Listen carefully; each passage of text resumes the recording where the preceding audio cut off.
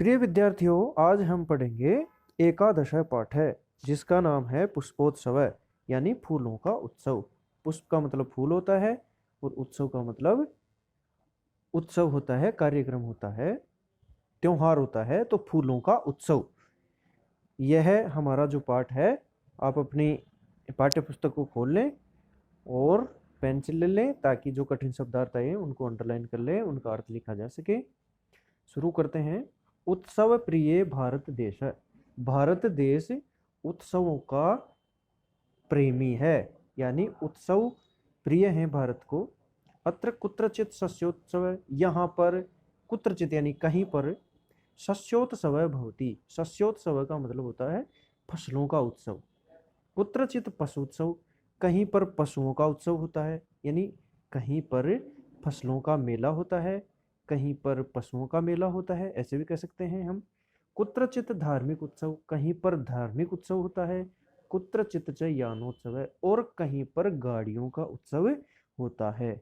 यानी अलग अलग जगह पर अलग अलग प्रकार के उत्सव यहाँ मनाए जाते हैं, इसीलिए भारत को उत्सव प्रिय कहा गया है। एक बार पुनः देखते हैं इसको। उत्सव प्रिय भारत देश है। भारत उत्सव प्रिय देश है। अत्र कुत्रचित, यहाँ पर, कहीं पर, शस्योत्सव यानी फसलों का उत्सव होता है।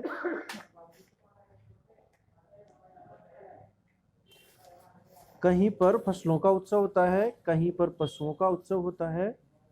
कुत्रचित धार्मिक उत्सव भवति, और कहीं पर धार्मिक उत्सव होते हैं। कुत्रचित च यानोत्सव, और कहीं पर गाड़ियों के उत्सव होते हैं। एतेषु एव अस्ति अन्यतम पुष्पोत्सव, इन सब में पुष्पोत्सव जो है वो मुख्य उत्सव है।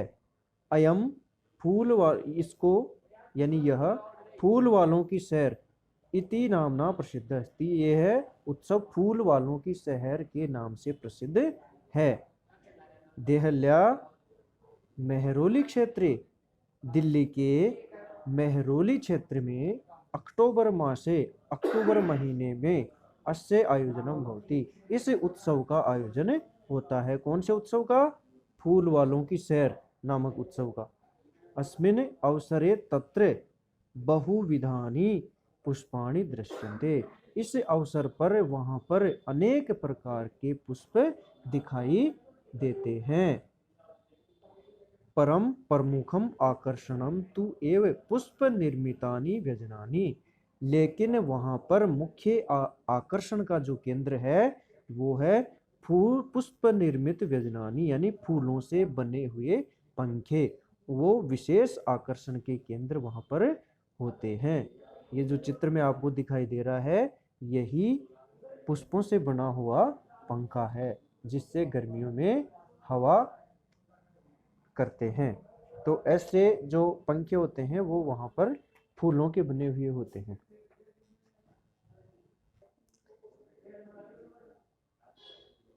अस्मिन अवसरे, हाँ, तो इस अवसर पर अनेक प्रकार के फूलों से बने हुए जो पंखे हैं वो दिखाई देते हैं। परम प्रमुखम आकर्षणम, किंतु मुख्य जो आकर्षण है वो जो फूलों से बने हुए पंखे हैं वो है। जना एतानी पुष्प व्यजनानी, लोग इन फूल के बने हुए पंखों को योग माया मंदिरे, योग माया के मंदिर में, बख्तियार काकी इत्यादि, बख्तियार काकी की समाधि के ऊपर, समाधि स्थले च अर्पयन्ति, उनकी समाधि के ऊपर चढ़ाते हैं या समर्पित करते हैं। केचन, वहां पर कुछ जो पंखे हैं वो पाटल पुष्प यानी गुलाब के पुष्प से बने होते हैं। केचन कर्णिका पुष्प, कुछ कनेर के फूलों से बने हुए होते हैं। अन्य जपा कुसुमई, कुछ गुड़ल के कुछ फूल से बने होते हैं।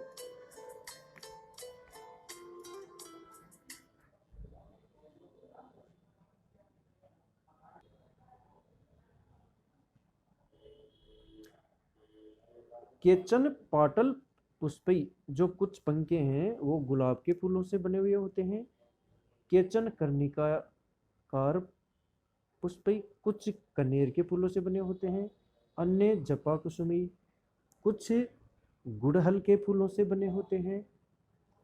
अपरे मल्लिका कुसुमई, जपा कुसुमई का मतलब होता है गुड़हल के फूल। अपरे मल्लिका पुष्पई, कुछ चमेली के फूलों से बने होते हैं। इतरे च गेंदा पुष्पई, और कुछ गेंदा के फूलों से बने हुए होते हैं, जिनको व्यजनानी नयंती, जिनको लोग ले जाते हैं। इन सब फूलों से बने हुए पंखों को लोग ले जाते हैं और योग माया के मंदिर में भक्तियार काकी की समाधि के ऊपर समर्पित करते हैं। अयम उत्सव दिवसत्रयम यावत, यह उत्सव 3 दिन तक चलता है। एतेषु दिवसेषु पतंगानाम उड्डयनम, इस एतेषु दिवसेषु, इन दिनों में,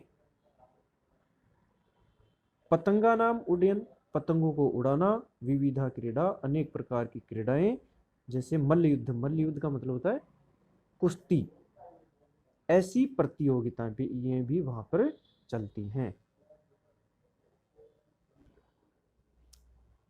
विगतेषु द्विशत वर्षेभ्य पुष्पोत्सव जनानाम आनंदयति, विगत 200 वर्षों से पुष्पोत्सव जो है वो लोगों को आनंद देता आ रहा है।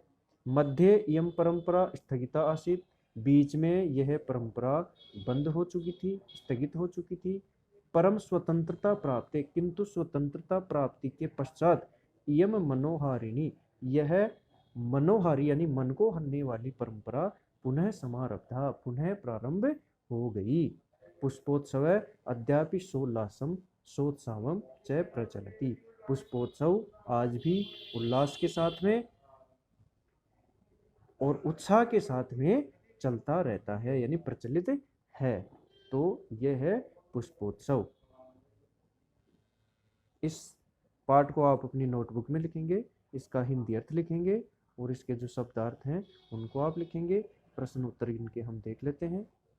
पहला जो प्रश्न है वो है वचनानुसारम रिक्त स्थानानि पूरयत, यानी वचन के अनुसार रिक्त स्थानों की पूर्ति करनी है।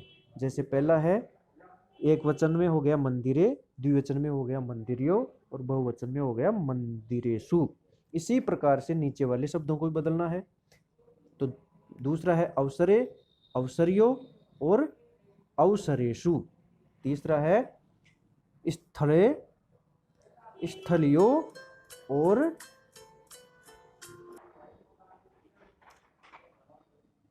स्थले, स्थलियो और स्थलेषु। अगला है दिवसे, दिवसयो, दिवसेषु। क्षेत्रे, क्षेत्रियो, क्षेत्रेषु। व्यजने, व्यजनयो, व्यजनेषु। पुष्पे, पुष्पयो और पुष्पेषु। इस प्रकार से रिक्त स्थानों की पूर्ति करके और अपनी नोटबुक में लिखेंगे। इसके बाद में अगला प्रश्न है कोष्टकेषु प्रदत्त शब्देषु समुचित पदम चित्वा रिक्त स्थानानि पूरयत, यानी कोष्टक में से जो उचित शब्द है उसको चुन करके और इस रिक्त स्थान में भरना है। तो पहले में आ जाएगा बहवः उत्सवा भवन्ति, कहाँ होते हैं अनेक प्रकार के उत्सव? भारत में, तो भारत आ जाएगा। इसमें पहले में हो जाएगा भारते, दूसरे में हो जाएगा सरोवरे, यानी सरोवर में मीना वसंती मछलियां रहती हैं। जनः रिक्त स्थान पुष्पाणि अर्पयन्ति, तो इसमें हो जाएगा मंदिरे, मंदिर में पुष्प अर्पण करते हैं। खगा, खगा यानी पक्षी नीडेषु निवसन्ति, इसमें नीडेषु हो जाएगा। अगला है छात्राः प्रयोगम कुर्वन्ति, कहाँ प्रयोग करते हैं? तो प्रयोगशालायाम। पुष्पाणि विक्षन्ति, तो हो जाएगा उद्याने। इस प्रकार से इन रिक्त स्थानों की पूर्ति करके और इसको भी अपनी नोटबुक में लिखना है। जो रिक्त स्थान की पूर्ति जिस शब्द से करें उसको आप रेड इंक से लिखेंगे ताकि वो हाईलाइट हो जाए। अगला है अधोलिखितानि पदानि आदृत्य सार्थकानि वाक्यानि रचयत। इन पदों से आप सार्थक जो वाक्य हैं वो बनाएंगे। तो पहला है, जितने वाक्य आप बना सको उतने बना लेना। पहला बन जाएगा वा वानरः वृक्षेषु कूर्दन्ति, ये हो जाएगा इन तीनों को मिला के। सिंहा, अगला है सिंहा वनेषु, सिंहा वनेषु गर्जन्ति। तीसरा हो जाएगा मयूरः उद्याने नृत्यन्ति। मत्स्यः मत्स्या जले तरन्ति। खगा आकाशे उत्पतन्ति। इस प्रकार से इनसे 1 2 3 4 और 5 वाक्य बन जाएंगे। अगला जो प्रश्न है वो है प्रश्नानाम उत्तराणि लिखत। प्रश्नों के उत्तर लिखने हैं। पुष्प जनः पुष्प व्यजनानि कुत्र अर्पयन्ति। लोग फूलों के जो पंखे थे उनको कहाँ समर्पित करते हैं। तो आप लिख देंगे बख्तियार काकी इत्यस्य समाधि स्थले, जो अपने चैप्टर में आया हुआ है।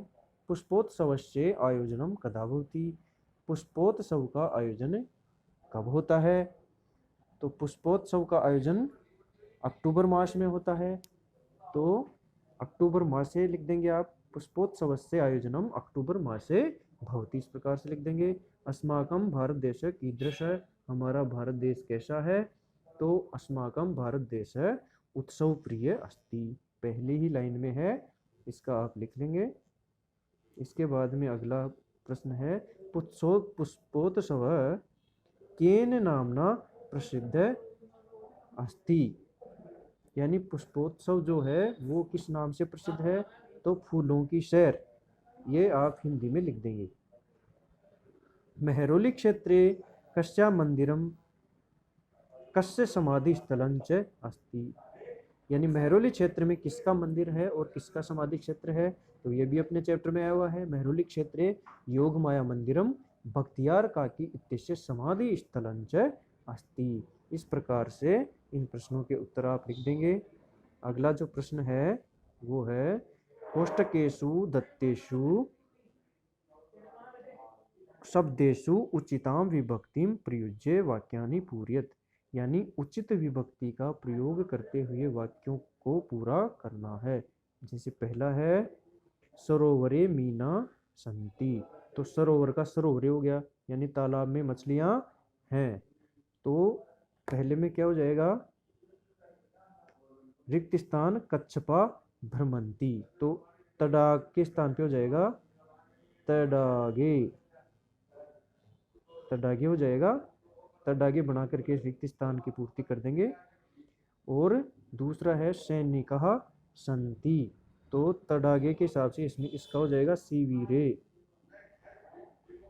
शिविरे, शिविर में सैनिक हैं। इस प्रकार से हो जाएगा।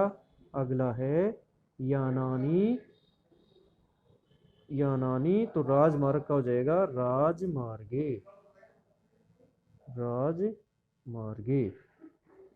फिर हो जाएगा रत्नानि संति।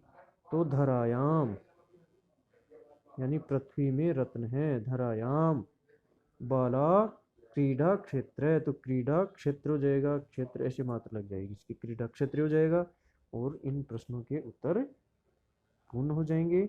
अगला जो प्रश्न है वो है मंजूषात् पदानि चित्वा रिक्त स्थानानि पूरयत। रिक्त स्थानों को भरना है दिए गए शब्दों से। तो पहला है वयम पठामः, कहाँ पढ़ते हैं। तो विद्यालय आ जाएगा। जना भ्रमंती, लोग कहाँ भ्रमण करते हैं। बगीचे में, उद्यानेषु। नौका संति, नाव कहाँ होती है, गंगा में। भ्रमरा गुंजंती, कहाँ भ्रमर कहाँ गुंजन करते हैं, पुष्पेषु, फूलों में। यहाँ ये हो जाएगा। फलानि पक्वानि, किसके ऊपर फल पके हुए हैं, वृक्षयो, यानी वृक्षों के ऊपर फल पके हुए हैं। इस प्रकार से इन रिक्त स्थानों की पूर्ति करके आप इस प्रश्न का उत्तर भी पूर्ण कर लेंगे और इस हिसाब से आप पूरे पाठ का हिंदी अर्थ लिखेंगे, प्रश्नों के उत्तर लिखेंगे, शब्दार्थ लिखेंगे और इनको याद करेंगे। और जो सिलेबस हमने पढ़ा दिया है उसको पूरे को एक बार रिवाइज करेंगे। आगे वाले जो चैप्टर हैं वो आपके सिलेबस में कटे हुए हैं। धन्यवाद।